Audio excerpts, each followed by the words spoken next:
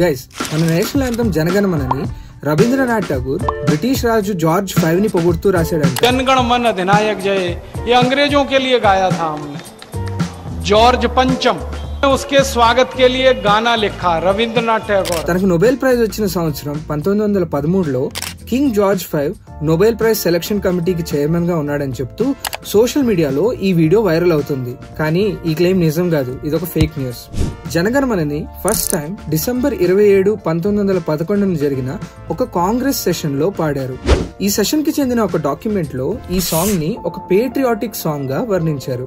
ఇదే సెషన్ లో ఠాగూర్ రాసిన ఈ పాట పాడిన తర్వాత కింగ్ జార్జ్ 5 కోసం రామానుజ చౌదరి ప్రత్యేకంగా రాసిన ఒక పాటని పెర్ఫార్మ్ చేశారు. 2015లో ఇదే విషయంపై ఒక ఆర్టికల్ ని ప్రచురిస్తూ ది ఇండియన్ ఎక్స్ప్రెస్ జనగణమనని ఠాగూర్ జార్జ్ 5 ని ప్రైజ్ చేస్తూ రాశాడనే పర్సెప్షన్ ఆ కాలం నాటి ఇనాక్యురేట్ మీడియా రిపోర్ట్స్ వల్ల వచ్చింది అని చెప్పారు. చివరిగా 1913లో రవీంద్రనాథ్ ఠాగూర్ కి నోబెల్ ప్రైజ్ వచ్చినప్పుడు Nobel committee of the Swedish academy chairman Harald Gabriel viral claim లో చెప్తున్నట్టు జార్జ్ 5 కాదు. సో ఈ వైరల్ వీడియో ఫేక్. సోషల్ మీడియాలో మీకు ఏదైనా పోస్ట్ డౌట్ఫుల్ గా అనిపిస్తే మా వాట్సాప్ టిప్ లైన్ నంబర్ కి షేర్ చేయండి.